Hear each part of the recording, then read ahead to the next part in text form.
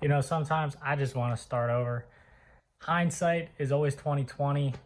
There's some things that I wish I did differently with this swap, but you live and you learn.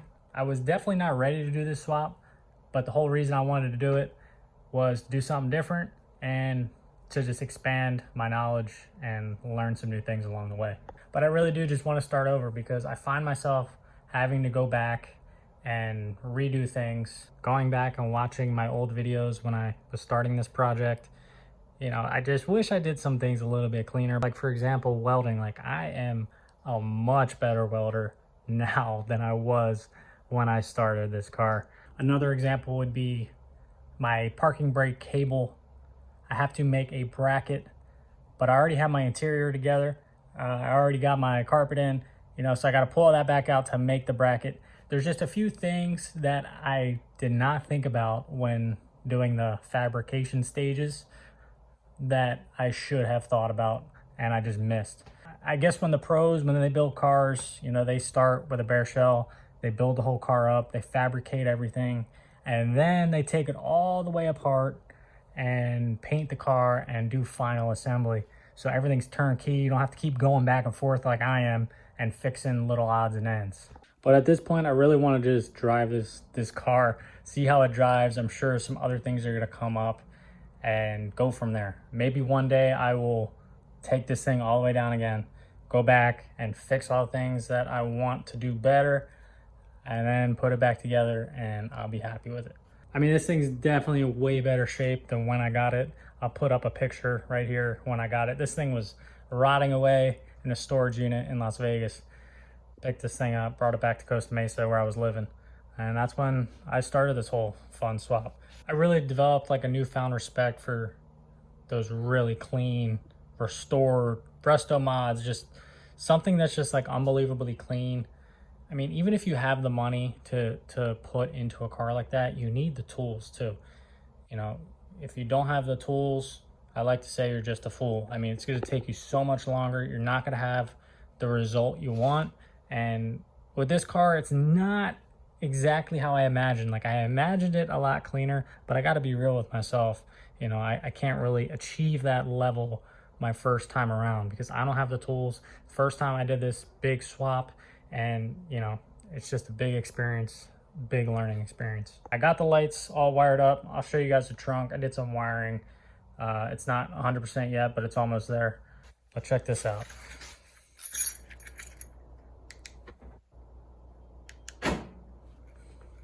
Pretty cool.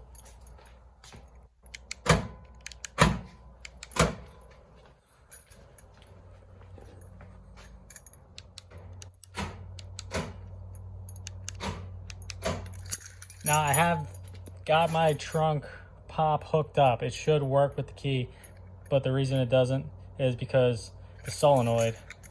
Let me pop this open. You know, you got a 30-year-old solenoid on here, and there's windings in this little solenoid motor right there, that white piece, and there should be a wire coming off it to a plastic connector. I'm completely missing that connector, so when I had this wired, it was just one of the windings on the coil crimped into a wire. And once I had this thing all back up together, I went inside to hit the trunk pop. It popped. I closed it, went to do it again, and it was stopped working. And then I realized that the thing fell off. The wire just broke right off. So I've got to find I don't think they sell replacement solenoids. I'll probably have to find a whole new piece. But check out the trunk. I'll show you a little clip of before. But what a mess back here. I've been putting this off for so long just because it's a mess. Wiring is never fun. It's looking way better. I finally got my fuse box mounted. When I get my floor back here, hopefully that will sit right under the floor. You won't even see it. Gonna have a little bit of a bulge here. I'm gonna have to modify the trunk kit whenever I buy it. If you guys have a good trunk kit suggestion, drop a comment. I was looking into K Designs. They look pretty nice. They're all custom made and made in the USA too, I believe. So I always like to support those companies. I ended up having to splice the taillight harness from the stock 89 or 88 harness. So it has the stock sockets, stock wiring harness, and mating that to the S550 taillight harness. Pretty confusing at first, but I had it all figured out. I had to go out and buy a controller harness because there's a whole body control module, and it's just wired completely differently than your stock foxbody. Fuse box opens up all the way, easily accessible. It's not in the way. I just think it's a good spot back here. And then my battery, I figured I'd put it under the package tray. I wanted some trunk space back here. Not really gonna put much back here, but I figured that was the best location for it out the way. I attempted making a battery tray, but it didn't really work out. Just another one of those things. As my rough draft, gonna go back and just make a better one next time.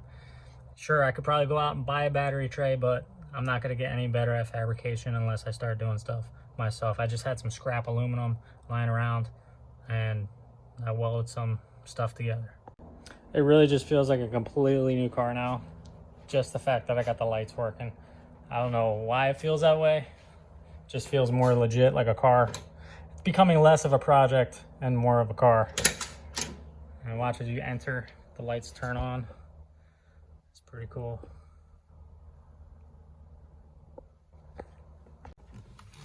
I had another big issue with this, and I'm not 100% I got over this yet, was I have a few lights on the dash because I deleted.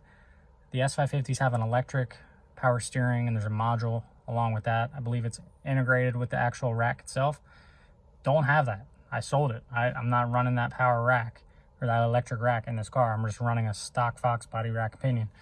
So I'm getting a steering or advanced track steering assist fault. I forget what the proper term is for it.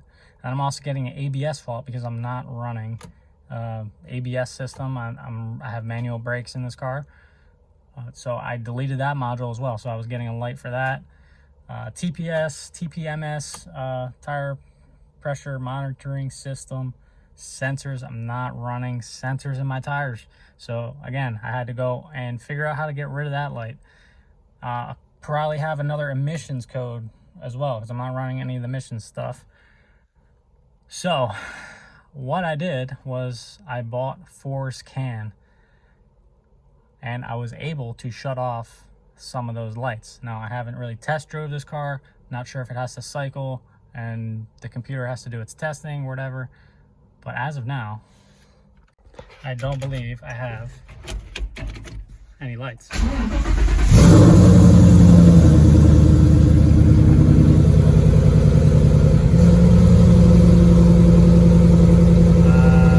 Check engine light, and I think that's traction control, something.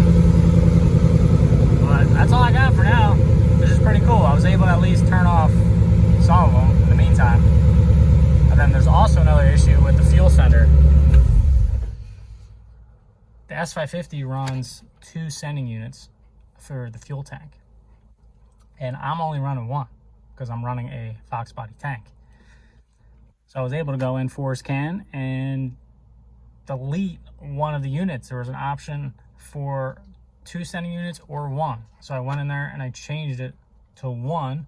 Still haven't put any gas in this thing yet to see if it made a difference, if it's reading right. I'm pretty sure I'm low. Don't even know how much gas I got in it. But I don't want to fill it up yet because there's another problem that I got to deal with. Again, another thing I got to go back and do. Let me back up for a second. Now, in order to get this fuse box in the trunk, I had to run about 15 feet of each wire. Probably looking about, I don't know, 80 wires. Don't remember how many there were, but I spent about $1,000 in just wire alone to extend this harness all the way back. So I did 1 wire at a time, and I went behind the fuel filler neck just to give me some extra room, keep it out of the way. And now that I'm done with all that, I got to pull this fuel filler neck out, and that requires me to drop the tank just a little bit and kind of wiggle it out so I can get my hands back there and wrap that loom up so I don't have any wires rubbing and have any potential issues later. So after I do that, I can put some gas in it and see if my sending unit is working with the force can adjustment. Now there's also 2 sending units like I was saying, and I hooked up into one of them. I didn't know which one to use. So if I fill it up with gas and it's still not reading right, I may have to wire in the other fuel sending unit on the S550 harness and give it that signal and see if it makes a difference. And if it doesn't do it at that point, I'm gonna have to get some kind of fuel sending unit controller. I know Dakota Digital, I believe. Always confuse them with another company, but I think they make a controller for a lot of people that do like resto mod swaps, like EFI swap and a classic Mustang. You're gonna have to get a sending unit converter depending on what gauge you're running and the resistance on your sending unit, and that controller can match the two so your gauge reads correctly. And that's something I might have to get into. Also, the 2015 Mustang was in an accident on the right front, completely destroyed the whole front knuckle, and I'm not sure if you have to like reset like the restraint control module or something to do with the airbags. The only airbag that went off was the knee bag, and I'm not sure if that needs to be reset or something, or reprogrammed, because I keep getting this message, 911 assist fault. Really annoying. I hear her saying 911 not operational. 911 assist is not operational. Please visit your dealer for service. Went in the settings on the sync. I wasn't able to turn it off there. I tried looking on force can, couldn't figure that out yet. So if you guys know a way to, if I got to reset the module or turn this thing off, let me know. That's what I'm thinking has to do with, like, it's still in like accident mode, like you just been in an accident, like 911 assist, like that's what I'm thinking is going on here. So somehow I got to figure a way to tell the computer that, yo, we're all good now, everyone's safe, like stop giving me this damn message. Well, there's a little update for you guys.